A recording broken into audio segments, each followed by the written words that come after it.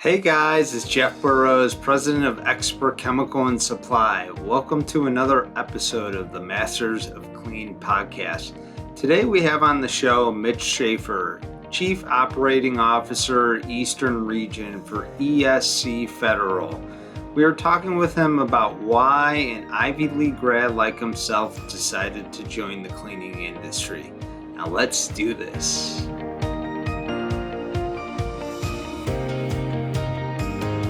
Hey Mitch, welcome to the show. Thanks for being on. Hey, good morning, Jeff. How you doing?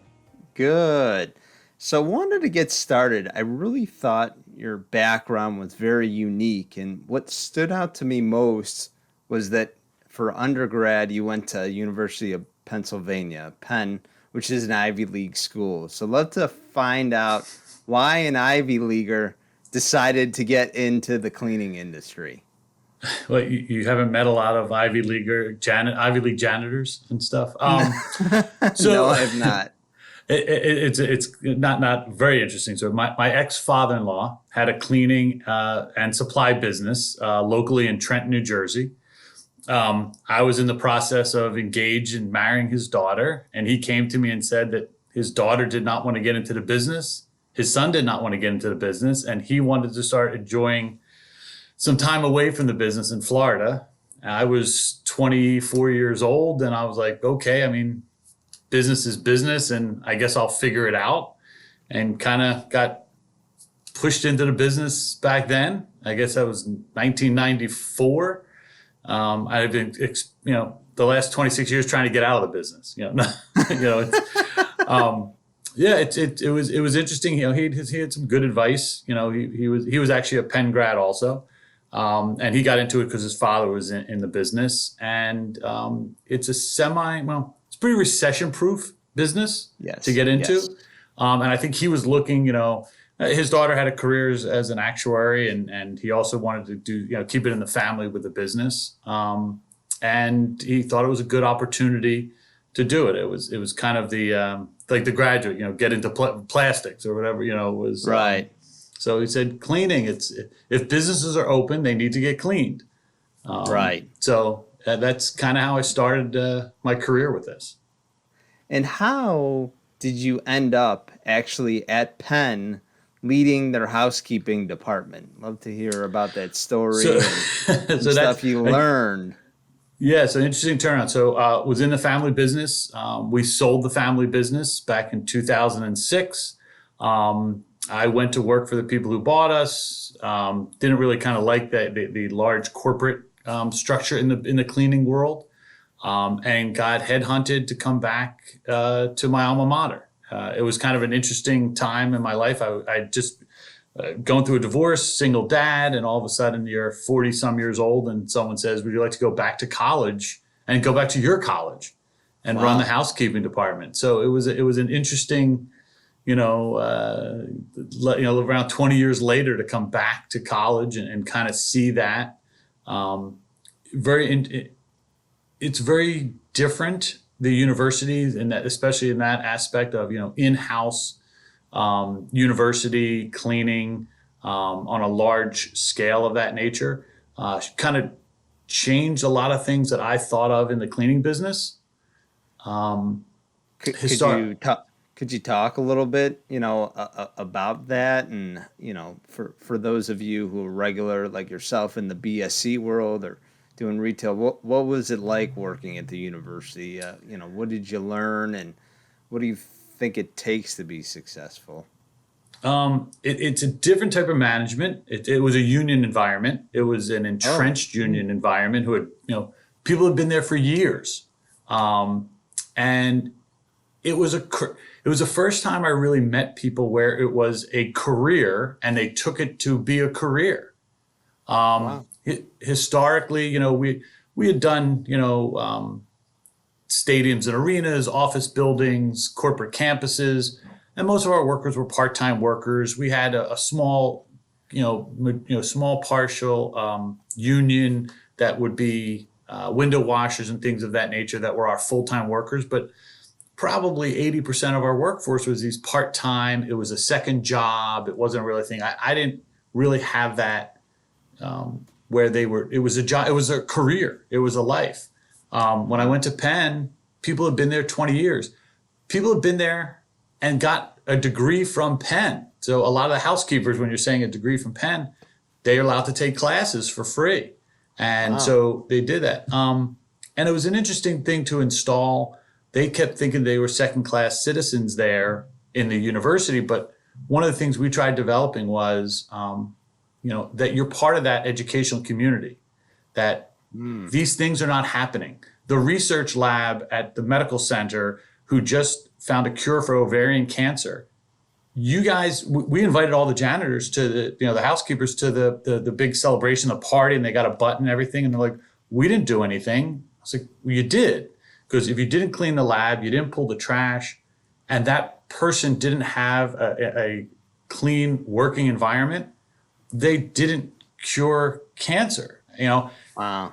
And even the funnier part is that name on that door has changed how many times. And, talking to this woman, Mary, who'd been cleaning the same wing for 20 years.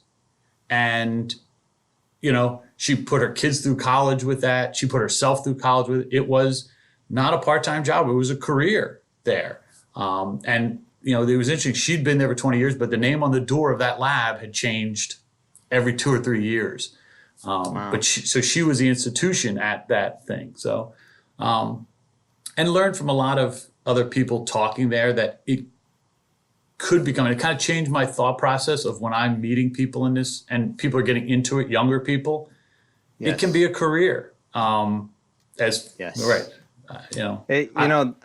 I think that's so important because a lot of the younger generation, and I've talked about this in some of my posts, and I think it's great to hear from you as a leader in the industry that people can realize the value of cleaning and that younger people can get excited and there's a career path or ability to grow.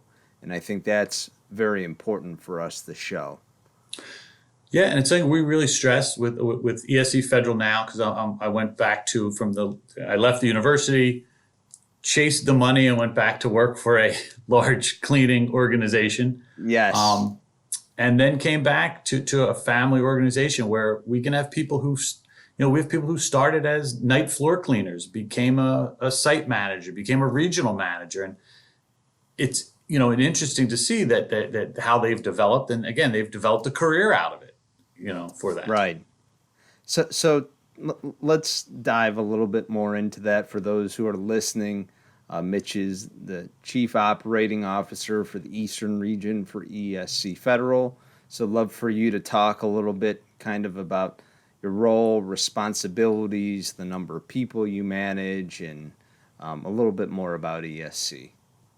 Yeah, ESC Federal is a family-owned business. It's 58 years old.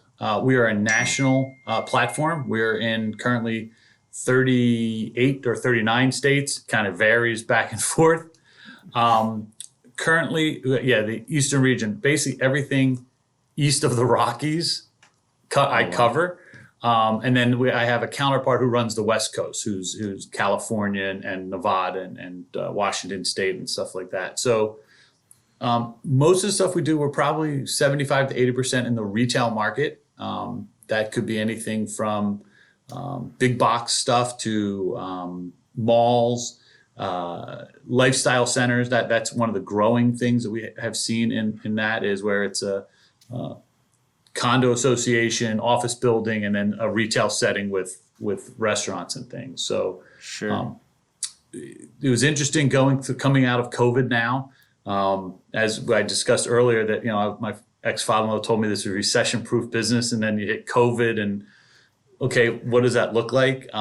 Yeah, I think a deeper appreciation of the cleaning all of a sudden came about, because now all of a sudden, it wasn't just that's Sam who cleans our bathroom. It's that's Sam who, did you come and wipe down everything in my office last night?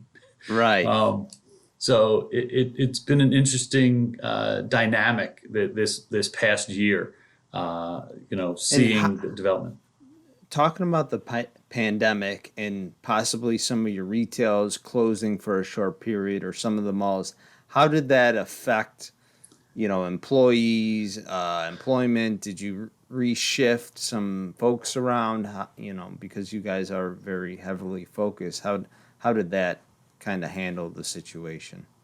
Luckily, our leadership, we were in a good position going into COVID, and we were financially stable, that we did not have to lay off or ask for any of our regional or overhead people to Great. take any type of cutback. So obviously, if a site was closed, the workers weren't coming in and getting paid. But on a regional basis, we were able to keep all our regional managers. We tried keeping all of our site managers employed as best we could. Hopefully, in knowing that everything kind of just went to sleep for a couple of months, and that's kind of what Right. it was.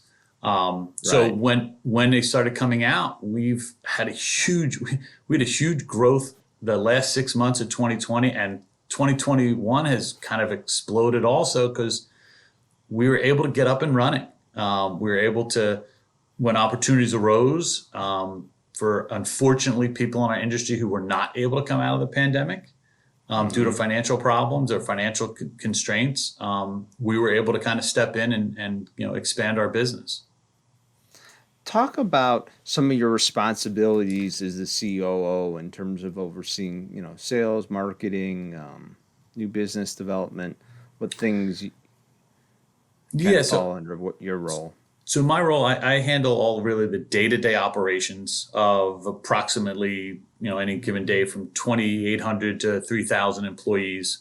Wow. Around 200 different accounts across the different areas that we're managing. I help and with the business development folks, basically by my operations team. Here's where we're strong. Here's where we can help you out. Here's where we can expand. And I don't have a specific direct sales role, but two of our largest customers are my direct clients, if you'd like to say, or liaisons. I think it's really just because they're needy customers and they want to hear from the head of operations. So somehow they became mine. Talk about smaller BSCs, people who would love to land large retailers like the Bass Pros that you guys do, and the Taubmans and the Simon, property groups. These are large, malls, lifestyle centers across the U.S., large retailers.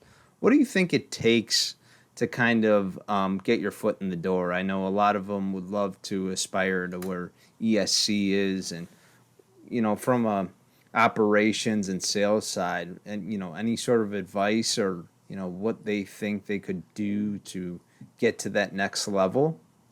Yeah, I mean, my best advice, to be honest, is to be patient and take jobs that make sense to you, to stretch yourself and to chase, especially in the retail world, to chase retail can be dangerous, to be honest, because there's a huge liability. Our biggest concern in retail is a general liability issue of slip and falls.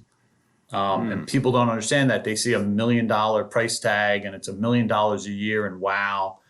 Well, that's all fine and dandy until when you read in your contract that you're covering them all and holding them harmless for anything that happens on a wet floor in their mall. Wow. It can get ugly very, very quickly. Yes. And small people can get eaten up by it. Again, one of the best growth things that we've had is saying no. Wow. We have said no to a lot of people because if the contractual language doesn't make sense, if we feel that the risk is not there, if we feel that we can't support it regionally with management, we stay away from it. That's one of our biggest things that we had kind of restructured when I came here around 7 years ago, where we had people who were running all over the country. We really wanted our regional managers to sleep in their own bed every night. They may get up in the morning and have a 3-hour drive in the morning to get to a site, but to have them, to try to get them home and try to give them a bit of a life is important, because in the retail, it's open 7 days a week. It's closed 3 days a year. So it can be very taxing on that. So we don't want, if I don't have a regional that can drive within 3 hours and get to the site, it's really not something that we're going to be interested in doing, for that. And how about in terms of, I know we spoke recently, you guys landed a, pretty large contract. Talk to people a little bit what it's like onboarding and how, from an operational standpoint, any advice for bringing on, new employees, new accounts. How do you guys sort of look at, while growth is great, how do you make sure that it's done appropriately and taken care of from the get-go? Again, being smart, what makes sense, what don't chase dollars, look for an account. If you have an account in your area that you want, circle it, pursue it, talk to them, continue. And then we lean on our vendor partners a lot. Yeah, we were discussing this startup. I had some very late night calls last week with Nilfis Advance, who does all our machines nationally, and Karcher, who does all our pressure washers, Spartan Chemical, who does all of our chemicals, going, guys, I need help. And they're like, okay, great, we're going to be there. And I'm telling them, okay, and this is the order I need. And oh, by the way, we start June 1st. And then I see on their faces, they're on June 1st, that's 2 weeks. Oh, and by the way, it's Memorial Day weekend. So it's not like they can even deliver, so I'm like, so I'll be expecting to see all of you at 7:00 in the morning on June 1st at our sites. And they do. They're very good partners with it. Our distributor partner who handles that region will be there. I know that he's probably already booked a hotel for Monday night, and he'll be there installing dispensers on Tuesday morning. So again, it's leaning on those partners for that stuff that you can't control and let them control it. And then in-house, we have a very good HR and risk team that we can then, again, bring out to the site and then help with the onboarding. So it's really that those first 2 weeks can make you or break you, is onboarding them, training the employees, and taking the time to train them. So we're going to probably expend $8,000 or $9,000 in hotels and food and transportation, because it's 3 sites that I'm going to bring 6 regionals down to, so I can have training in the morning, training in the afternoon, and not just unpacking the mop bucket and wringer, handing it to someone and having them roll off. Those first 2 weeks, we need to train them on safety, train them on cleaning techniques, train them on how to use a machine. Is worth every penny of it. Yes. Yes. I've gotten, a lot of, when in different parts of my career, when I've done similar, where they're like, why, you just spent like $10,000. We're not going to make money for the first 6 months. I'm like, yeah, but it's a 5-year contract. And if you don't get it right, correct. If you don't get it right now, it's, in a year from now, you're going to be throwing money at it a lot more than the $8,000 or $9,000 I did for the startup. So. Right.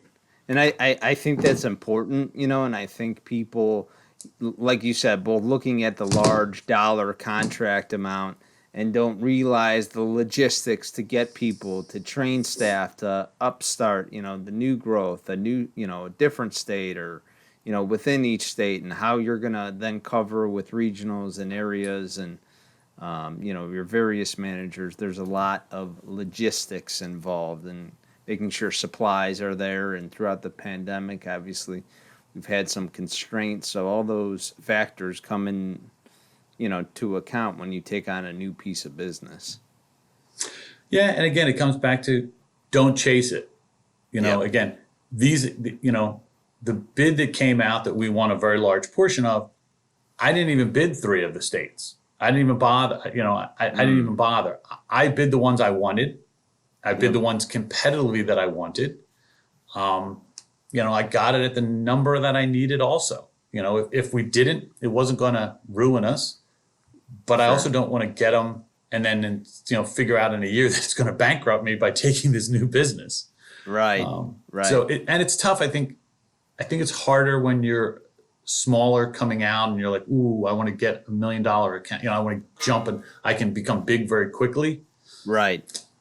And, the best advice I've given to, some of the smaller BSCAIs is do what works for you. Do what works for you. Do what you do well.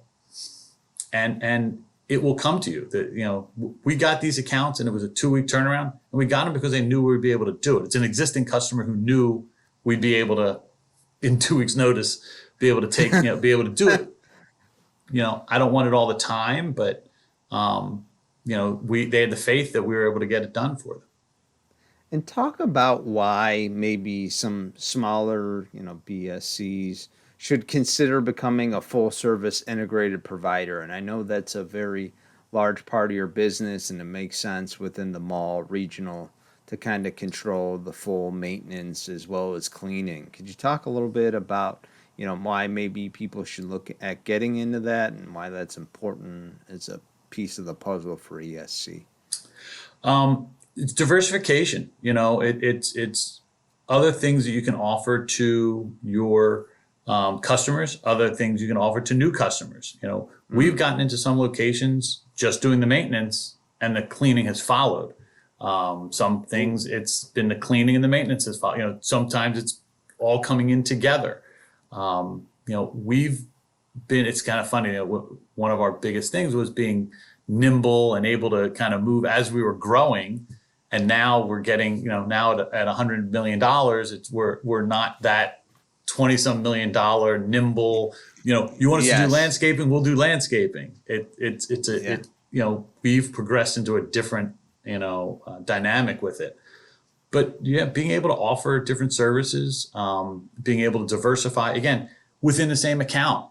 So, instead of having to go and find, one of our biggest growth years we had was we made a decision trying not to grow, but keep every account we have and then develop those accounts. And then we had a huge growth year because they were saying, you can also do that. Yeah, we can. You need us to do the back of house food stuff? Yeah, we'll do that, And I'm already there. I'm already paying someone a good salary to be the manager. At that point, to add labor and to add equipment, it's a kind of a no-brainer at that point. So with the smaller contractors, if you are doing carpets phenomenally and you have a great carpet system, do that. Lead with that. Get in there and then you want a porter too? Okay, I can get your porter service or things of that nature.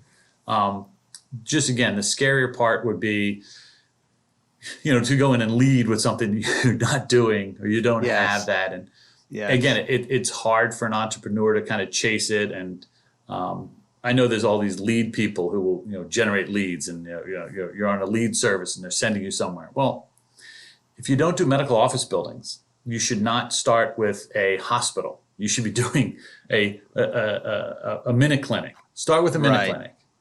Right. Do 3-minute clinics before you start going and doing a 900 bed hospital. That can ruin you. That can take a small company and ruin you. Right. I think, obviously when you're first starting out or even after some time, you get large eyes and you get excited. And like you said, you see these large things. But if you play to your skill sets, you can get there, but obviously through the appropriate ways. And talk to me a little bit about the bid process and that system. Obviously, ESC is well known in the mall, the retail world. Have you guys been awarded situations where maybe you guys weren't the lowest bidder, or have customers come to you and say, we're really not happy with XYZ national company, we'd like you guys to come in and give us a quote or talk about your services? Yeah, I mean, that's the one that we did, and it sounds terrible. We're displacing a smaller company that was not able to bid off more than they could chew, and kind of also all of a sudden got caught up, and they signed this big and were not able to perform it, and got a call saying, hey, can you give us pricing as compared to a full-blown RFP? RFP process, we're never going to be the low bid per se, or at least I really never want to get the phone call from someone, congratulations, you were the low bid. Yeah. And I'm like, darn. What did I do wrong? Yeah, exactly. So it's kind of being patient. It's knowing what you do well. And we get both. We win stuff because it is straight bid process, and then we'll also do stuff where they'll come back and they'll say, listen, we want to go with you. You have these other locations, but we need you to be here for this type of stuff, or we need you to be there. So that's the best customer you can have is who's willing to negotiate, because they don't want you to fail. And they know that, they obviously want to get it done. Especially I think COVID has awoken a lot of people up to maybe the bottom line price is not the best idea. Right. And that maybe we want to be economical, but still get a good product from it. Right. Talk a little bit about technology. Have you guys embraced, the robotics, the UVC? Is there, talks about that in some of your larger malls or open spaces where it might make sense? We're using robotic scrubbers at probably half a dozen locations right now. We've been using robotic vacuums actually in some of the office settings that we have. The robotic vacuums have come along, or at least cost savings wise, and labor saving wise, has come along a lot better. Most of the robot stuff, you still need a person there because they are not. It's still they basically going to follow a path that you've told them to do. So correct. It's a tool. It's not an end all.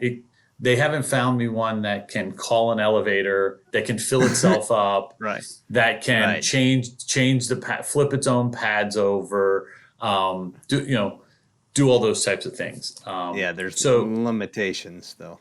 There are limitations to it, but a classic example of what we're now doing for a lot of office buildings is we'll come to clean the office building, and the person gets off the elevator, turns on, it's a small little robot vacuum. It turns it on, it goes. That person, our cleaner, then pulls the trash, does all the dusting, does everything else as the robot is doing its path in the vacuuming. And then it basically meets them back at the elevator to go to the next floor. And the robot is vacuuming at around less than $2 an hour. So I can't find my workers are not making $2 an hour. So my $18 an hour housekeeper and my $2 an hour robot together, instead of having two $18 an hour people, there are some of the economies that we can save for the customers. When the customers want to get, oh my gosh, prices are going up, minimum wage is going up, wages are going up. That has been a nice find for us for it. On the large scrubbers, similar to it, but it saves only 4 hours. The scrubber will run for 4 hours. So we'll have a similar thing. We'll have a guy, he'll start the two scrubbers. One heads one way in the mall, one heads the other. He then moves all the chairs in the food court. He does stuff for around an hour, hour and a half. The scrubbers come back to their initial start point. He changes out water. He changes whatever. Ooh. Lost my thought.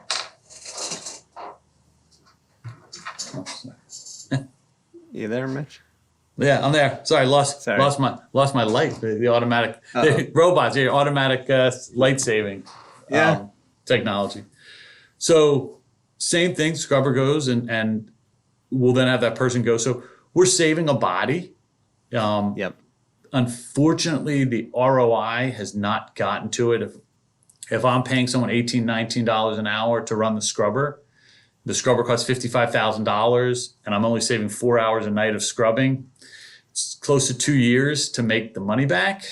Yes.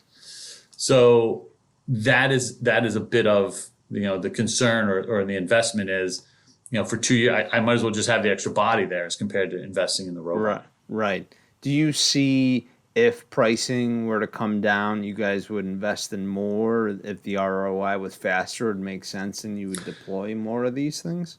It's happening. The labor, to find labor, and again, we were discussing in the beginning, to actually try to tell someone that this could be a actual career as compared to a part-time job. It's been very difficult. It's one of our biggest things in our recruiting that we're trying to do. The robot scrubbers, to be honest with you, we're getting to a point now that I can't find the body to run the scrubber. I'll take the loss because it saves me from trying to find the body. I have to find one guy at night instead of three. Right. So again, that's why we've deployed it. We've deployed it in markets that we're struggling with labor in some markets. And, it's overnight cleaning. Again, you have to have someone who's willing to do it. Someone who understands that, wow, if I'm working overnights, that means in the morning, I can put my kids on the bus in the morning and then go to sleep and then I wake up and I'm there when the kids are getting off the bus in the afternoon, and I can coach Little League because I'm not going into work till 11 o'clock at night. But that's, again, finding someone who's looking for that type of lifestyle and stuff. So, looking to the future, looking at ESC's kind of growth pattern, where do you see the business in 3 to 5 years? Is there a goal to be in all 50 states? Is it we would rather just own, these 30 that we're in and continue to diversify? Have you guys kind of looked at what's the roadmap going forward? We're going to be, in the map that we're in. I would assume that we will be in all 50 of the Hawaii one. We'll be on the Eastern Business Unit. I will figure out how Hawaii. We've had people inquire. We've had customers.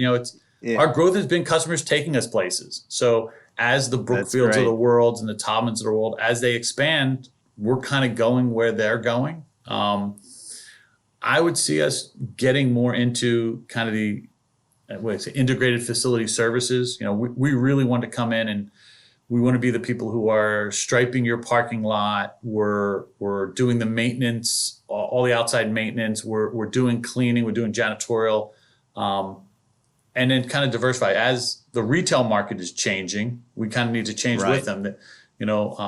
Interior malls are not. Everyone says they're dying, but they've been busy as can be over the last 2 months with reopening. But that market's going more towards a lifestyle center. So, we've been expanding into residential cleaning. We've been expanding into that market. It's a funny thing. It's a smaller ticket. We're now going from the $1 million malls to the $300,000 lifestyle center. They're more profitable. They're easier to run. There's less liability. And it's also where the market's going. So I see us to continue to kind of, aggressively pursue retail because it's what we do and we do it very well. But I'd like to see it more in the 60 to 70% range of our, portfolio, and then start adding some other stuff. It was interesting pre-pandemic. Again, the pandemic opens your eyes for a lot of people. Our board of directors was like, we need to get into education. We get a big push in 2019 and we're going to get into education. That didn't work out. I know a lot of contractors who are in education who were going, how can we get into malls? Because the schools are closed and the schools are not opening until, it's been a year now that schools have been closed. So the office buildings, where the heavy office buildings, I'm not sure how fast people are returning to office buildings. The biggest thing we've been getting into is supply chain. We've been doing a lot of distribution centers. We've actually got into a couple of food distribution centers, regular distribution centers, warehousing, shipping. Those were the things that we saw during the pandemic that stayed open and stayed viable, and they're going to continue that now in a post-pandemic world. Right. And can you, being family owned yet a fairly large size company, still keep that high customer service level? Do you feel like that's one of your differentiators compared to the ABMs of the world and kind of the behemoths on how you compete in some of these scenarios? Yeah, I mean, that's one of our taglines is national reach and local touch. That's why my regional managers are from that region, and we'll continue to do what's right. That's one of our owners. One of his big sayings is, if you do what's right, you'll never be wrong. So if doing what's right is, we're gonna make it right, and we're gonna lose money this month because we need to make sure that our customer has what they need. If that's the right thing to do, that's what we're gonna do. So customer service, yes, it is as much as you can. We have a lot of customers who have made into a commodity. We'll keep them. We'll try to service them as best we can. But I never want to walk into a location that I'm embarrassed to when someone goes, who's cleaning this? Who's cleaning this mall? It's hard to then explain, well, they cut 100 hours a week, so I'm only doing trash every other day and I'm not scrubbing the food court. It's still hard. No one wants to hear that when they just see a dirty mall. Right. So Yeah, and there's obviously different class types of malls for those who do or do not know about malls. There's, A, B, C, and then lifestyle centers, which Mitch talked to is more of an outdoor. You have your retail destinations and then a lot of inline shops. So it's mostly outdoor cleaning versus indoor cleaning in an interior mall. correct. Again, and then that's picking choosing what you want. It's do you want flagships or do you want a Class C regional? It depends. You have to look at it. If you think that the Class C regional is something that can be maintained, you can develop a relationship with.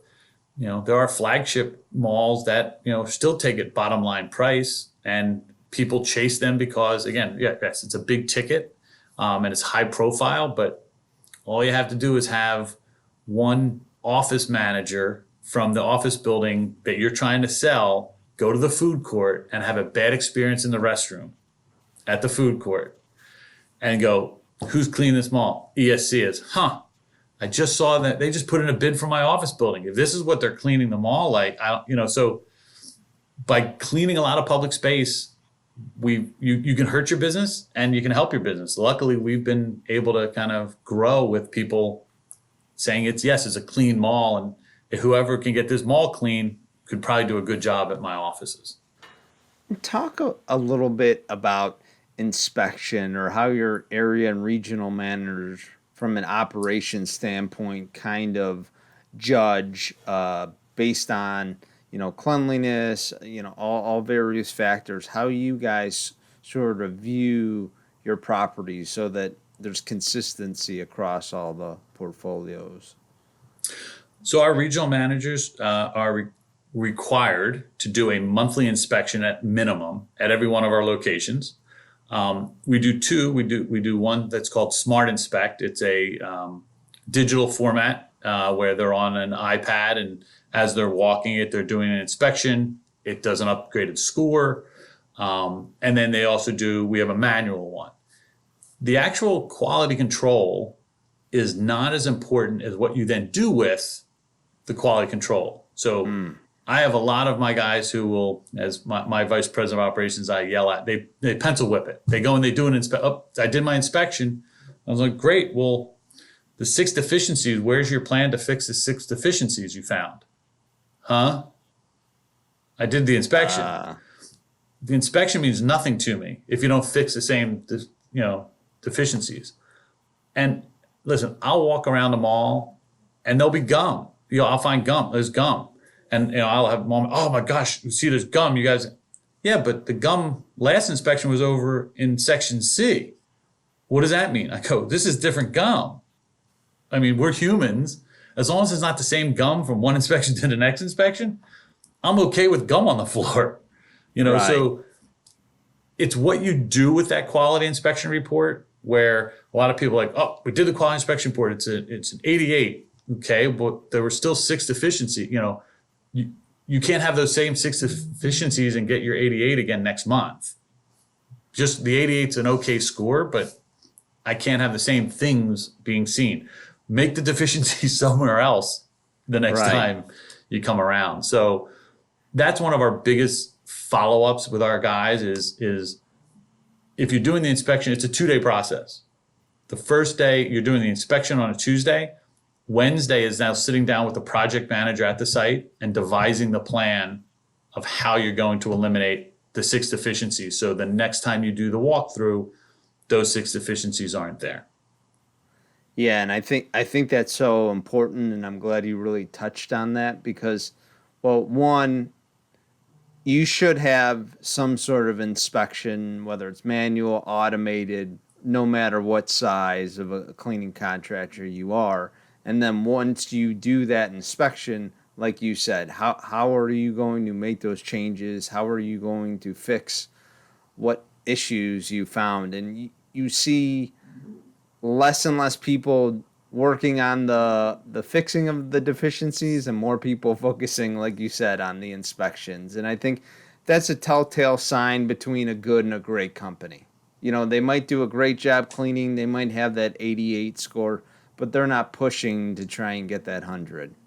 And, you know, I think when you walk into facilities, whether it's a mall, whether it's an office building, you know, you can tell from the lobby, from the entrance, from the exterior, the parking lot, you know, what type of facility is, and you'll tell by the you know, the people walking around, and you can see, are they happy? Are they, you know, worried that there's going to be issues? Is it a safe, you know, area, and are we providing a good thing? Because again, the retailers depend on the quality of the mall and the cleanliness. You know, people aren't going to want to go shop in that store or go to that mall if it's not clean.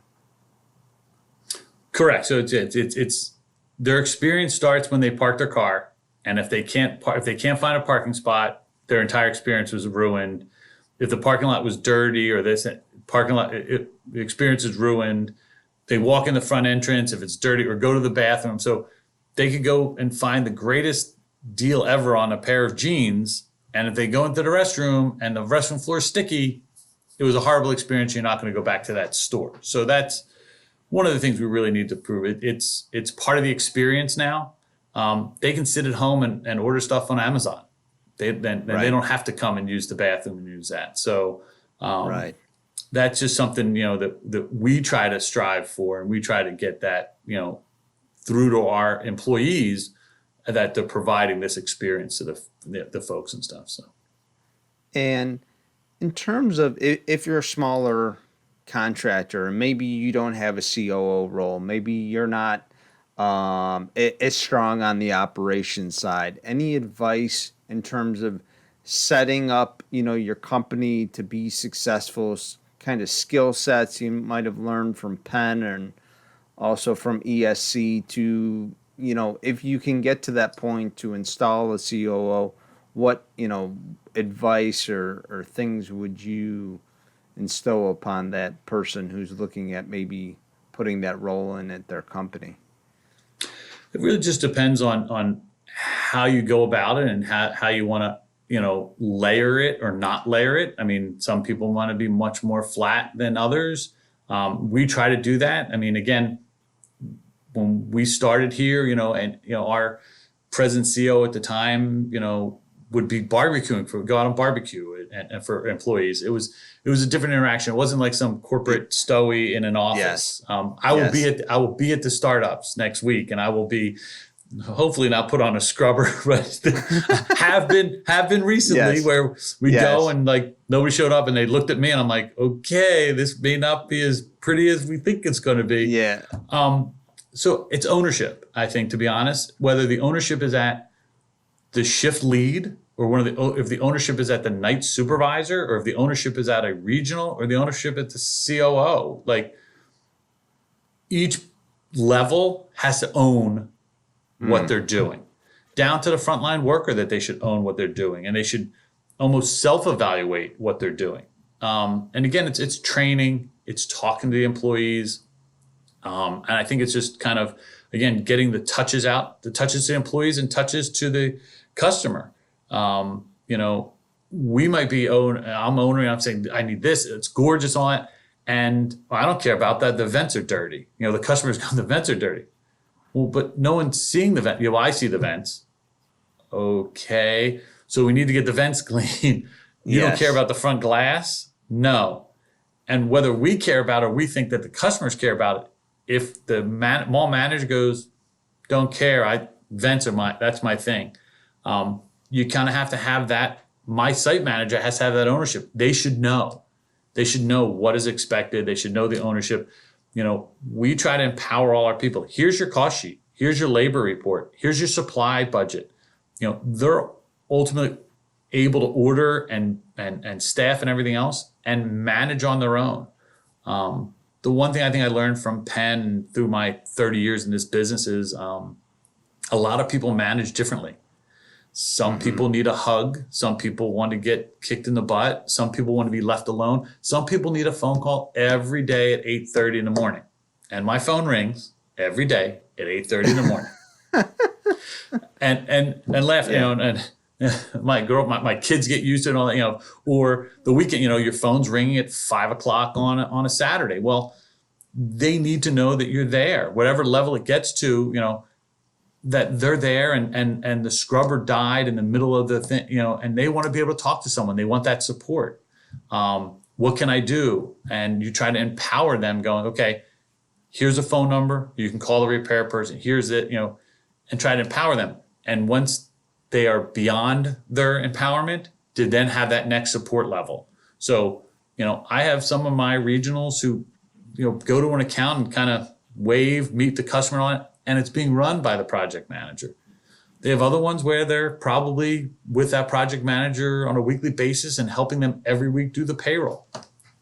It just depends on their management style, Yes. So we have a lot of different management styles. The biggest thing you have to have is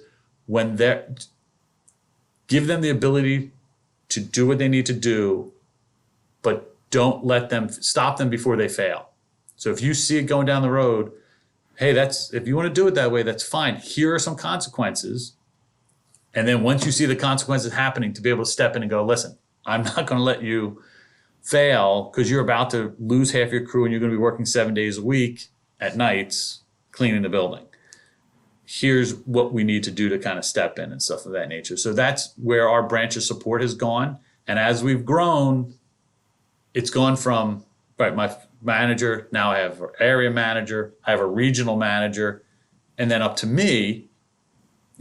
Some things get to me. I hope things get broken before that chain where they can solve it on their own. And I get an email the next week about how they solved it. That's where I kind of get my joy, is when I get an email going, here's what happened over the weekend. Here's what I did. Here's what it is. I just want to make you aware. Like that Tuesday morning email kind of brightens my day as compared to the panic phone call on a Saturday at 5:00 going, what do I do? No one's calling me back. A project manager calling me, what I'm doing. I've tried the three. I'm now calling you, Mitchell, because no one else has supported me, and the machine is stuck in the middle of the mall. What do I do? Yeah, so. I think that, like you've talked about, the cleaning industry is 24/7, 365.